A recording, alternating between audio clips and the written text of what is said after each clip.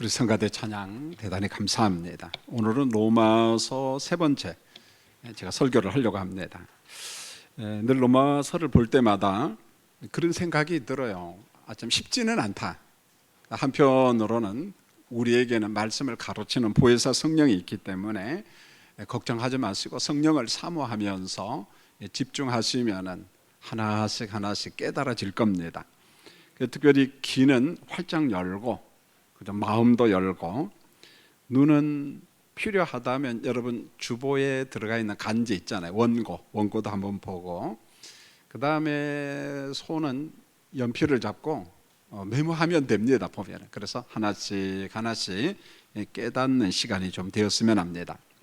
자, 로마서 5장에는 이 죄와 사망이 누구로부터 들어왔는가, 이 문제를 다루고 있어요. 자, 여기서 말하는 죄는 원죄에 대한 이야기입니다. 이 근원적인 죄.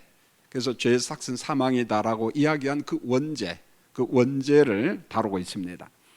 자, 그러면 이제 누가 원죄와 사망의 문제를 해결하며 새로운 생명과 영생을 얻게 하는가, 누가 생명과 영생을 주시는가, 이 점을 아주 세밀하게 반복하면서 말씀을 하고 있습니다. 12절 말씀을 잘 보시면은 한 사람으로 말미암아 죄가 세상에 들어오고 죄로 말미암아 사망이 들어왔나니 이렇게 말했어요. 여러분, 여기서 말씀한 한 사람은 바로 아담입니다. 아담을 두고 한 사람이라고 이야기했어요. 아담이 지은 죄는 원죄로서 아담과 하와가 에덴 동산에서 하나님의 말씀을 위반하죠. 보면 아담아 선악을 알게 하는 나무의 열매를 따먹지 말아라, 너 먹으면 죽는다 그랬거든요. 그런데 그만 불순종하고 말아요. 보면은 아담이 선악과를 따먹는 불순종으로 인해서 세상에 사람들에게 뭐가 찾아왔냐면은 사망이 들어왔어요. 이 사망은요, 죄 때문에 왔습니다. 그래서 창세기 2장 12절에 보면은 선악을 알게 하는 나무의 열매는 먹지 말라, 내가 먹는 날에는 반드시 죽으리라 하시니라. 여러분, 여기에 대한 불순종이 없다면 사망이 없거든요. 그런데 아담의 죄로 인하여, 하와의 죄로 인하여 사망이 우리 가운데 찾아왔음을 성경이 이야기합니다. 그래서 이 모든 것을 종합해서 로마서 6장 23절에 죄 삭은 사망이다 이렇게 말했어요. 죄의 열매, 결과가 뭐냐? 사망이다, 이런 말입니다. 여러분, 이때 사망이 뭔가 하냐면 두 가지예요. 첫 번째로 우리 육신의 죽음이에요. 우리 육신은 그래서 한번 죽는 것은 사람에게 정하신 것이요, 우리 죽습니다. 보면은요. 그 다음에 두 번째, 이 죽음은 뭘 의미하냐면은 영혼의 저주라는 거예요. 영혼의 심판입니다. 여러분, 영혼이 죽는다 그런 말이 아니에요. 영혼이 완전히 없어진다 그런 말이 아닙니다. 영혼의 저주, 하나님의 심판을 받는다, 지옥에 간다, 불못에 떨어진다 그런 말입니다. 자, 문제는 아담의 죄가, 원죄가 혼자만의 죄가 아니라 세상 모든 사람에게 그 죄가 전가됐다는 거예요. 전이가 됐다는 말입니다. 아담 혼자 분명히 에덴 동산에서 죄를 범했는데 그건 아담 혼자만의 죄가 아니라 성경은 이렇게 말합니다. 이와 같이 모든 사람이 죄를 지었으므로 사망이 모든 사람에게 일어났느니라, 사망이 모든 사람에게 왔다 이렇게 말합니다. 자, 우리 좀 생각이 있는 사람은 좀 질문을 할 수 있어야만이 돼요. 물론 믿음의 연수가 깊고 로마서와 같은 바울 서신을 깊이 깨달은 사람은요, 이런 질문하지 않습니다. 그냥 그대로 믿음으로 수용합니다. 자, 이런 거예요. 자, 목사님, 분명히 에덴 동산에서 아담과 하와 그 부부가 하나님 앞에 범죄했어요. 그런데 성경에 보니까 모든 사람이 죄를 범한 것이 되고 아담의 사망이 모든 후손들, 모든 사람에게 미쳤다고요? 그럴 수 있습니까? 라는 질문을 할 수 있다는 거예요. 자, 이성과 성경사에서 충돌하는 세 가족들, 지금 고민하는 사람들은 여러분 그렇게 얼마든지 질문할 수 있다는 겁니다. 보면은요. 자, 여러분 한번 고민해 보죠. 좀 평범한 거지만은 한번 이런 생각을 해보세요. 여러분, 아담이 선악과를 따먹을 때 그 에덴 동산에 여러분 그 자리에 계셨어요? 안 계셨어요? 네, 몇 사람만 계신 것도 같고 안 계신 것도 같고 막 그런 것 같아요. 근데 저는 분명히 그 자리에 없었습니다. 보면은요, 저는 없었어요. 여러분, 저는 에덴 동산에서 아담이 선악과 열매를 따먹을 때 전 그 자리에 없었어요, 분명히요. 그런데 에덴 동산에 아담하고 여기 김 목사하고는 전혀 상관이 없거든요. 저는 그 자리에 간 적도 없고 그때 태어난 적도 없고 그래요, 여러분요. 왜 김기선이가 아담의 죄로 인하여 내가 왜 죽어야 되지? 라는 합리적인 의문이 가능합니다. 그런 질문할 수 있어요. 내가 예수 믿고 예배당에 가고 성경을 읽었는데 아담이 죄를 범했을 때 나도 거기에 있었고 아담의 원죄 가운데 나도 포함됐고 아무리 이해를 하려도 안 되는 거예요, 보면은요. 자, 이에 대한 하나님께서 뭐라고 답변을 주시는가, 성경이 뭐라고 이야기하는가, 여러분 이게 대단히 중요합니다. 여러분, 우리가 재림에 대해서 혹은 기적에 대해서 뭐에 대해서 말씀을 접할 때마다 성경으로 들어가야 돼요. 그런데 종종 사람들이 본인의 이성과 어떤 철학적 계산을 가지고 판단합니다. 하나님의 말씀은 제쳐두고 하나님께서 이렇게 말씀했다가 아니고 내 생각에 내 판단에 이를 것이다 라고 가상을 합니다. 그런 이론을 전개를 합니다. 여러분, 그게 잘못이라는 거예요. 하나님께서 뭐라고 이야기했느냐? 그렇다면 그 말씀 앞에 우리의 이성과 철학도 완전히 복종해야 돼요. 제가 순종이라는 표현도 안 씁니다. 복종해야 된다는 거예요. 자, 그러면은 이 문제를 성경에서 뭐라고 이야기하는가? 잘 보십시오. 아담은 본인 한 사람이 아니라 첫 사람이면서 동시에 모든 사람의 대표자라고 이야기하고 있어요. 잘 들어보세요. 아담은 본인 한 사람이 아니라 그는 분명히 첫 사람이면서 동시에 모든 사람의 대표자다. 자, 이게 성경에서 말씀하는 겁니다. 여러분, 이게 바로 대표 원리요 연합의 원리라는 거예요. 인류의 조상이요 첫 사람인 아담 안에 모든 인류가 전부 다 포함되어 있다는 거예요. 그 안에 전부 다 있다는 것입니다. 그래서 인간 최초의 사람인 아담 안에 인류가 모두 있고 여기 김 목사도 있고 여러분도 아담 안에 다 있다는 거예요. 이게 성경의 말씀입니다. 그래서 고린도전서 15장 22절 우리가 부활절마다 이 말씀을 접하잖아요. 아담 안에서 모든 사람이 죽은 것 같이 아담 안에서 모든 사람이 어떻게 해요? 죽었다는 거예요. 그리스도 안에서 모든 사람이 삶을 얻으리라 이렇게 말합니다. 여러분, 두 가지잖아요. 아담이 범죄함으로 아담 안에서 모든 사람이 죽은 것처럼 심판과 저주를 받은 것처럼 이제 그리스도 안에서 예수가 율법 아래 왔잖아요. 그래서 죄의 싹슨 사망이라고 하는 법조문을 완성하셨어요. 보혈의 피를 통해서 우리의 죄를 사했습니다. 그래서 그 예수 그리스도를 믿는 사람들은 그리스도 안에서 생명을 얻었노라. 아담 안에서 죽었어요. 그리스도 안에서 생명을 얻었노라. 그 이야기를 하고 있습니다. 자, 13절로 제가 넘어갑니다.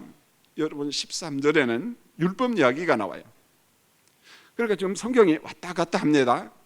그래서 제가 결론은 맺겠어요. 자, 13절을 보면은요, 모세가 시내 산에서 받은 율법이 있기 전에, 시내 산 율법이 있기 전에 여러분 세상에 죄가 분명히 있었어요.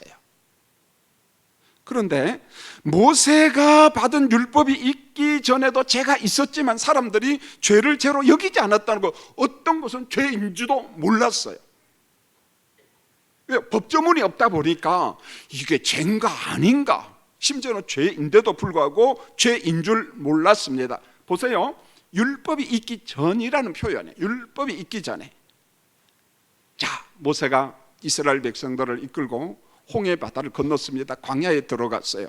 하나님이 모세에게 모세야 시내 산으로 올라와라. 그때 하나님께서 강림하십니다. 그리고 모세에게 시내 산 말씀을 줍니다. 율법을 줍니다. 십계명도 줬습니다. 자, 이런 율법이 공포되기 전에 언약을 맺잖아요. 공포되기 전에 분명히 죄는 죄라는 거예요. 사람이 죄라는 인식이 좀 부족했을지라도 죄는 죄라는 것입니다. 여러분 보세요. 창세기 4장을 보면은 가인이 동생 아벨을 죽이잖아요. 사람을 죽인 것은 뭡니까? 죄잖아요, 죄요. 그렇죠? 창세기 6장 5절입니다. 노아 홍수 심판 전입니다. 심판 전에 사람의 죄악이 세상에 가득했다 그랬어요. 벌써 원시 사회지만은요, 사람들이 사는 그곳에 죄악이 관영했다, 가득 찼다, 이렇게 이야기합니다. 자, 모세 율법이 공포되기 전에는 죄를 죄로 여기지 아니했다. 이 말이 무슨 말이냐면 이런 겁니다. 죄에 대한 인식, 죄에 대한 의식, 깨달음이 결여되었다는 거예요. 부족했다는 거예요. 그러나 모세 율법이 전부 다 공포되고 난 다음에, 법조문이 공포되고 난 다음에는 죄를 죄로 인식하는, 여기는 인식이 빨라졌다는 말입니다. 자, 이 정도만 가지고도 알아듣는 사람이 있지만 좀 어렵게 생각하는 사람이 있어서 우리 주변의 예화를 제가 하나 들을게요. 이 생각이 들어요. 우리가 차를 몰고 주차장에 가면은 그 주차장이 있잖아요. 그런데 꼭 한쪽에 보면은 장애인 주차 구역이 있어요, 없어요? 있어요. 여러분, 어떤 장애인 주차장에는 대부분 장애인 표시만 있어요. 그러면 우리가 상식적으로 여기는 누구만 주차하라는 거예요? 장애인만 주차하라. 그런데 어떤 지역에는요, 법조문이 있어요. 딱 써놨어요. 장애인 주차 지역에다가 주차를 하는 사람은 벌금 100만 원. 자, 여러분 한번 생각해 보세요. 장애인 그림만 있는 것하고 장애인 주차장에 주차를 하면 벌금이 100만 원이라고 하는 문구가 있는, 법조문이 있는 것하고 느낌이 좀 어때요? 달라요, 여러분요. 전혀 다릅니다. 주차장 표시에 장애인 표시만 있으면은 이런 생각이 들어요. 야, 살짝 되고 그래도 법조문 100만 원 내라, 이런 건 없으니까 아이고 미안합니다 막 하면 되겠죠.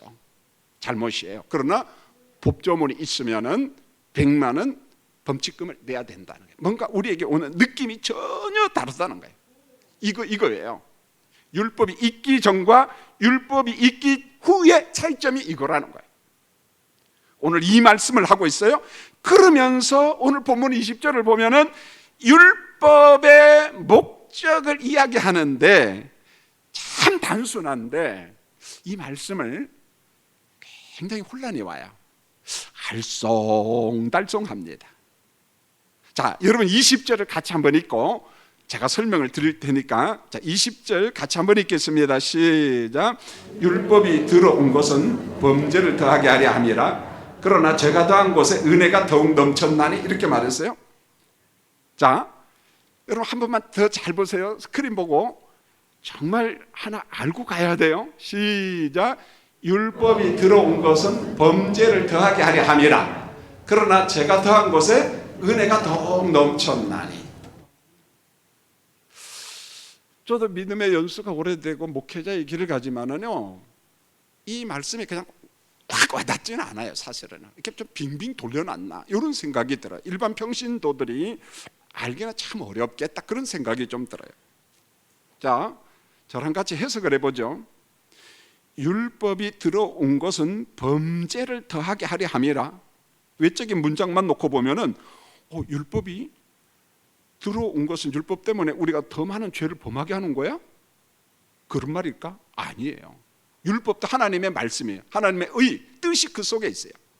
구원받은 백성들에게 이렇게 사십시오라고 말씀한 거예요. 어떻게 하나님께서 우리를 하여금 죄를 자꾸 더 범하게 만듭니까? 그건 아니잖아요. 그럼 이게 무슨 말이냐? 율법이 들어온 것은 범죄를 더하게 하려 함이라. 이 말은 율법이 공포된 후부터는 일상생활 속에서 범죄들을, 우리의 죄, 우리의 과실을 더 예민하게 인식하기 시작했다는 거예요. 반응을 보였다는 거예요. 율법의 법조문이 딱 있으니까. 조금 전에 이야기했어요. 장애인 주차장에 주차를 하면은 100만 원 벌금이야. 여기 들어가면 안 되지. 인식이 빨라졌다는 거예요. 여기 되면 안 되지. 예민하게 반응했다는 거예요. 여러분, 율법이 있기 전에는요, 오늘 사도 바울은 로마서에서 이렇게 이야기합니다. 우리에게 있는 탐욕을 어떤 관점에서 접근하냐면 단순히 인간의 어떤 본성으로만 보는 거예요. 내가 더 먹고 싶은데, 내가 더 먹고 싶은데, 뭐 이런 본성으로. 그런데 이제는 율법이 공포된 이후에는 율법이 말씀하고 있습니다. 탐심은 죄다. 삼심은 우상 숭배다. 그럼 본성이 아니야. 본성을 뛰어넘는 거야. 오늘 이 말씀을 하고 있는 겁니다. 자, 그 다음에 20절 두 번째 문장을 보세요. 그러나 제가 더한 곳에 은혜가 더욱 넘쳤다. 이것도 오해를 참 많이 해.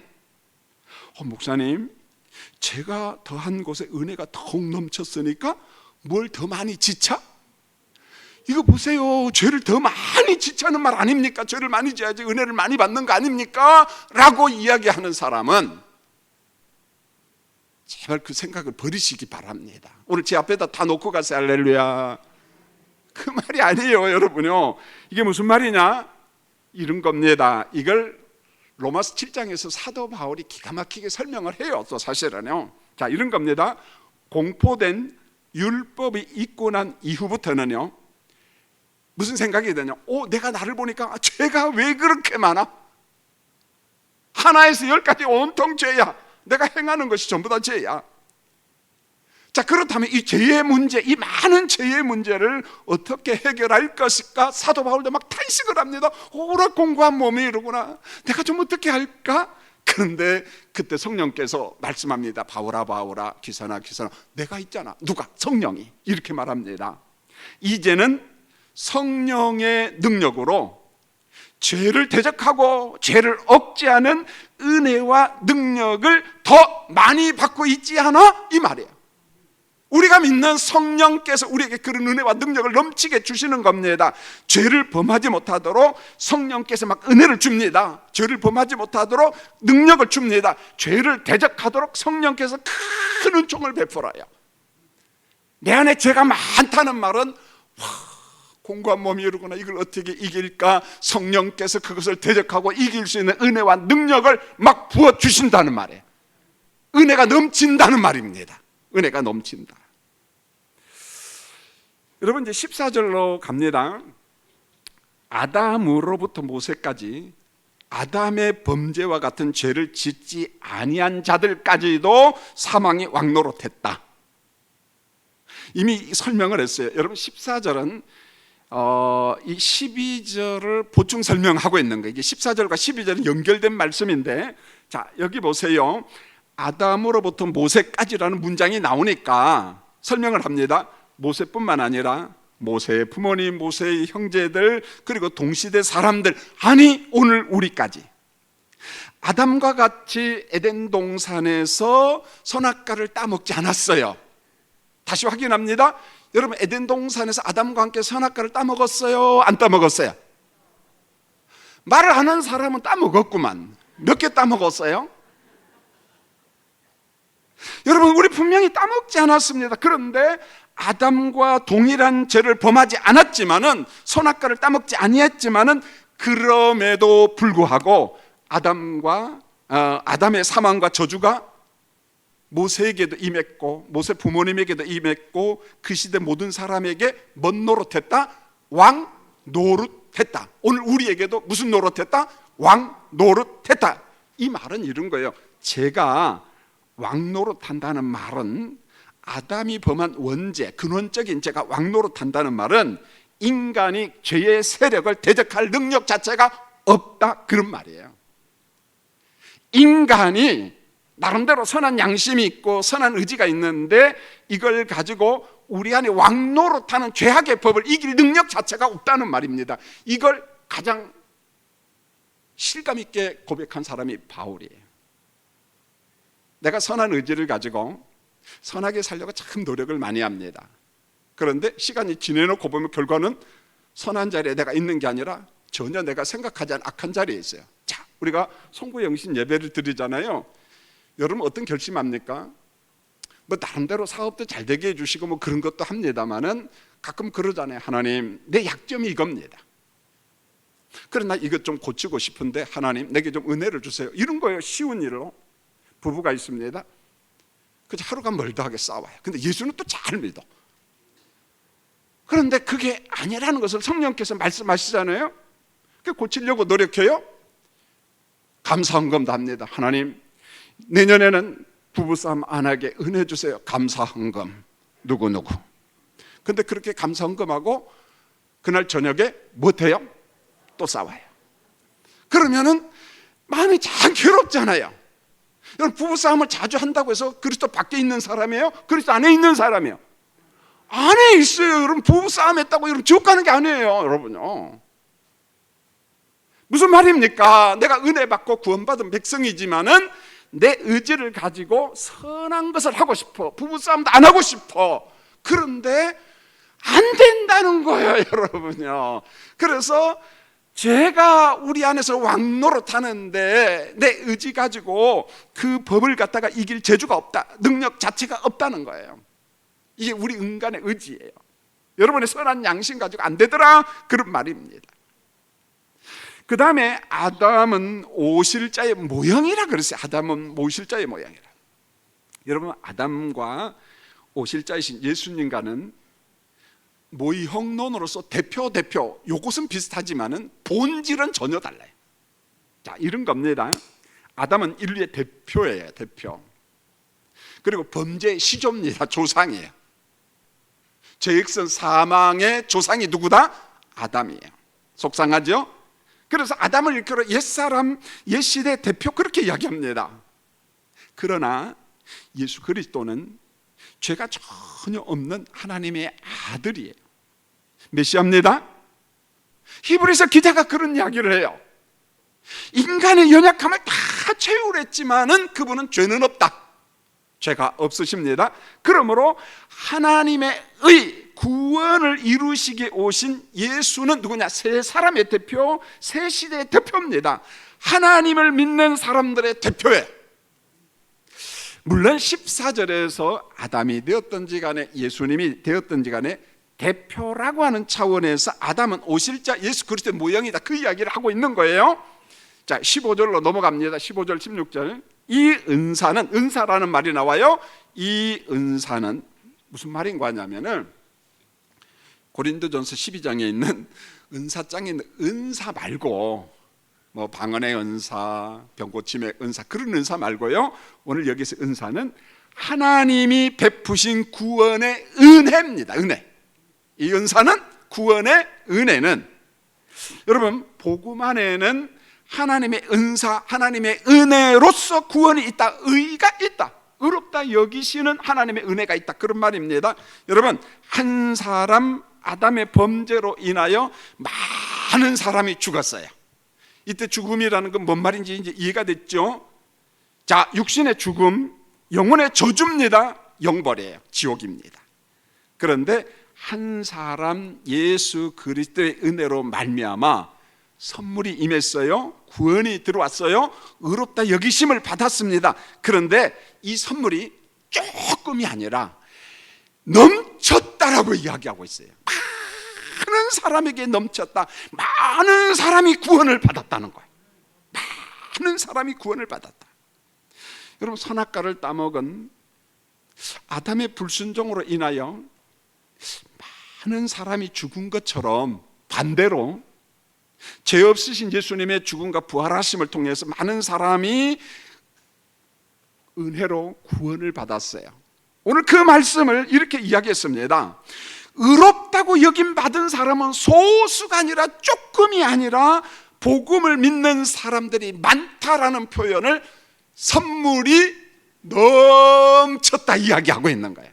넘치는 은혜가 있다, 넘치는 하나님의 의가 있다, 이렇게 이야기하고 있어요.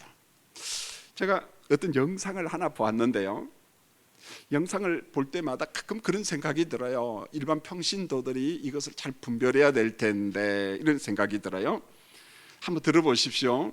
이런 게 유튜브에 참 많이 나와요. 내가 본 천국, 내가 본 지옥, 뭐 이런 게 많이 나오니까 일반 평신도들이 이걸 가지고 오해하면 어떻게 하나, 그런 생각이 들어요.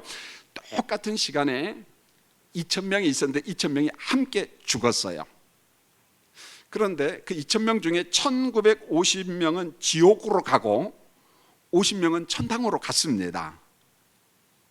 자, 사람들에게 긴장감을 준다는 차원에서는 효과적인 영상이 될 수 있어요. 예수를 좀 게으르게 믿는 사람들은 이러면서 1950명은 지옥 가고 50명은 천당 갔으면 나도 지금 교회 다니고 있지만은 나 같은 나도 천당 갈 수 있을까, 이런 긴장감을 주는 것은 좋아요. 그런데 과연 이런 비율이 성경에 있느냐 없느냐는 거예요. 자, 손들어 표할 거예요. 있다. 들면 큰일 납니다, 여러분요. 이럴 땐 눈치껏 봐가지고 드나 안 드나 보고.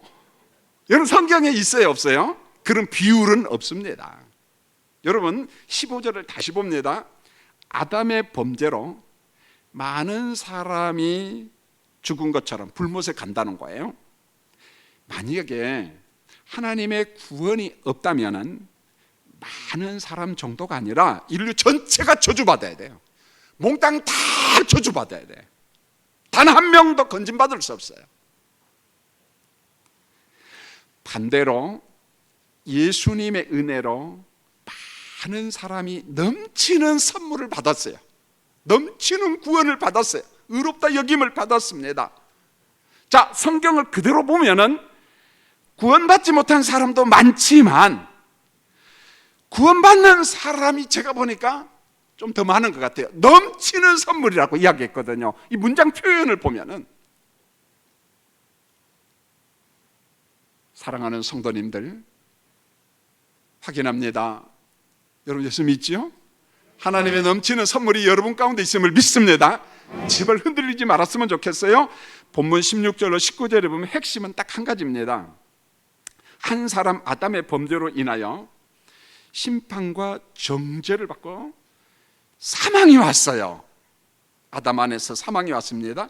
그러면은 이 사망을 해결해야 되는데 과연 우리의 실력으로, 이때 실력은 선행, 능력, 율법을 지킴으로, 할례를 행함으로, 혈통으로 왕노릇하는 사망과 지옥의 권세를 꺾을 수가 없다는 거예요, 우리 재주로.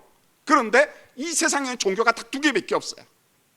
하나는 내 실력으로 천당 가겠다고 하는 사람, 또 한 종류의 사람은 그리스도의 은혜로 십자가를 통해서 천당 가겠다고 하는 사람. 우리는 전자의 후자예요? 후자입니다.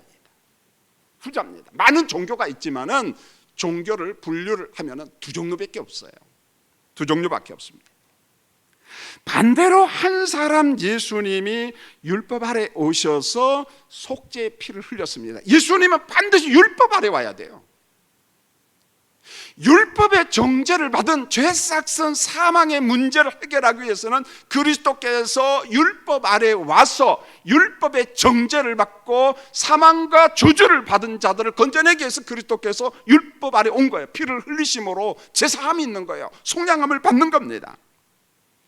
여러분, 예수님은 정죄받은 사람을 사망에서 생명으로 건져낸 거예요. 건져낸 겁니다. 예수님의 십자가와 부활의 복음을 믿는 사람들을 의롭다고 여겨주신 겁니다. 여러분, 문장의 내용을 잘 음미해 보세요. 건져주신 거예요. 여겨주신 겁니다. 어느 한 문장도 내 공로가 없어요. 내 선행이 없어요. 내 혈통이 없어요. 저는 자주 불교 방송을 들어요. 유명하다는 스님들의 강좌를 참 많이 듣는 편입니다. 은혜를 엄청 받아요. 어떤 은혜냐면은 깨달음. 그게 뭐냐? 참 좋은 말이지만은 성경의 교리와 진리와 다르다는 것. 그걸 깨닫는 거죠. 여러분, 18절을 한 번 더 보세요. 한 의로우신 예수님의 행위로 말미암아 많은 사람이 의롭다 하심을 받아 생명에 일어났나니 몇 사람이요? 한 분 그리스도로 말미암아 그분을 믿을 때 우리가 뭘 받았다? 의롭다 여김을 받았다 그랬어요. 여러분, 아담부터 지금까지 지구촌에 산 모든 사람들이 의롭다함을 받는다? 틀려요. 성경은 만인구원론을 이야기하지 않아요. 보편구원론을 이야기하지 않습니다. 독일을 중심으로 해서 유럽에서 그리고 미국으로 넘어갑니다. 이런 보편구원론을 주장하는 이상한 사람들. 여러분, 성경을 보면은 누군가는 선택받고 예정된 사람이 있습니다. 이 성으로 좀 이해가 안 돼도 반면에 버림받는 자가 있다는 거예요. 유기받는 자가 있다는 말입니다. 하나님의 구원 공식은 딱 하나밖에 없습니다. 두 가지도 아니에요. 하나밖에 없습니다. 본문 21절을 같이 한번 읽겠습니다. 여러분, 큰 눈을 떠서 같이 한번 읽지요. 시작. 이는 제가 사망 안에서 왕노릇한 것 같이 은혜도 또한 의로 말미암아 왕노릇하여 우리 주 예수 그리스도로 말미암아 영생에 이르게 하려 함이라. 여러분, 구원의 공식이 나와요. 우리 주 예수 그리스도로요. 무엇으로? 말미암아. 어디에 이른다고요? 영생에 이르게 함이라. 그리스도로 말미암아.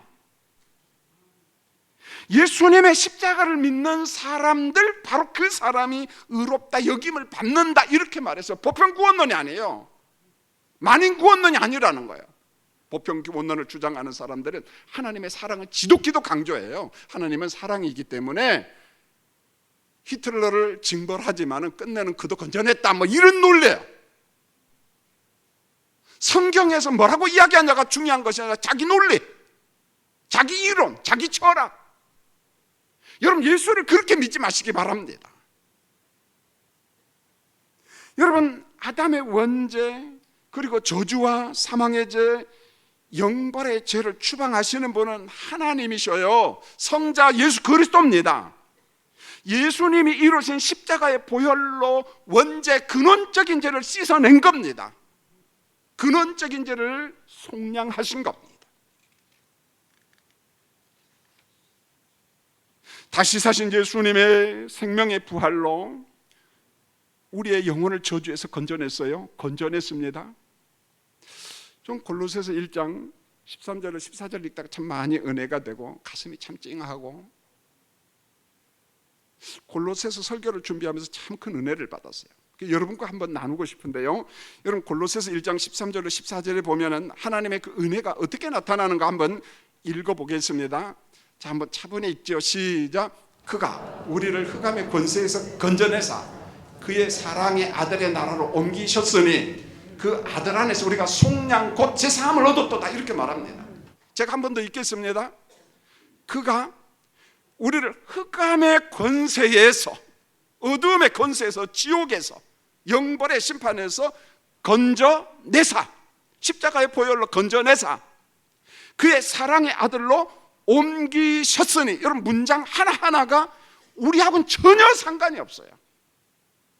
그 아들 안에서 우리가 속량고 제사함을 얻었다, 이렇게 말합니다. 그리스도 안에서 우리가 제사함을 받았다, 속량함을 받았다, 구원함을 받았다, 이렇게 말씀하고 있어요. 자, 오늘 설교의 결론입니다. 첫사람 아담 안에서 우리는 사망, 저주받았어요. 둘째 아담인 예수 그리스도로 말미암아 십자가와 부활의 사건, 그로 말미암아 우리가 생명, 영생의 복을 얻었습니다. 확인합니다. 확인합니다. 여러분, 예수 믿습니까? 예수님이 날 위하여 십자가에 보혈의 피를 흘린 걸 믿습니까? 그 피로 제사함 받았어요. 그리스도의 부활이 내 부활이요, 그로 인하여 생명을 얻었습니다. 예수님 안에 있는 영생이 그것을 믿는 자의 것입니다. 여러분, 제가 강단에서 설교하는 건 이거예요. 제가 예수님을 도덕군자로 만들기 위해서 강단에 쓴 게 아니라는 거예요. 일부의 사람들은 예수의 도덕성을 강조합니다. 윤리성을 강조합니다. 예수를 공자화해요. 예수를 석가모니화합니다. 기분 나빠요. 예수님이 선한 일, 착한 일을 정말 많이 했어요. 그러나 그것만이냐는 거예요. 예수님께서 오신 목적의 본질이 뭡니까? 아담 안에서 저주받은 자, 아담 안에서 죽은 자를 건져내기 위해서, 하나님의 나라로 옮기기 위해서 그리스도께서 보혈의 피를 흘리고 그로 인하여 우리가 속량함을 받았어요. 제사함을 받았습니다. 여러분, 이 신앙, 이 믿음이 흔들리면은 안 된다는 거예요. 여러분, 저랑 약속해요. 로마서 설교 마칠 때까지, 아니 바울 서신 마칠 때까지 구원의 확신이 좀 없다면은 이번 교회 하나님의 말씀과 함께 나는 그리스도 안에서 구원받았습니다 라는 확신을, 그리고 감격을 전부 다 가지시기를 주님의 이름으로 축원합니다. 기도합니다. 하나님, 우리가 교회 다닌 연수가 얼마나 되었나요? 20년, 30년이 되어도 알쏭달쏭 한다면 안 됩니다. 성령이여, 주님의 십자가, 흘리신 보혈, 그분의 속죄함, 조금 더 의심하지 않고 믿게 할 수 있도록 성령께서 우리에게 큰 믿음을 더하여 주시옵소서. 예수님의 이름으로 기도합니다. 아멘.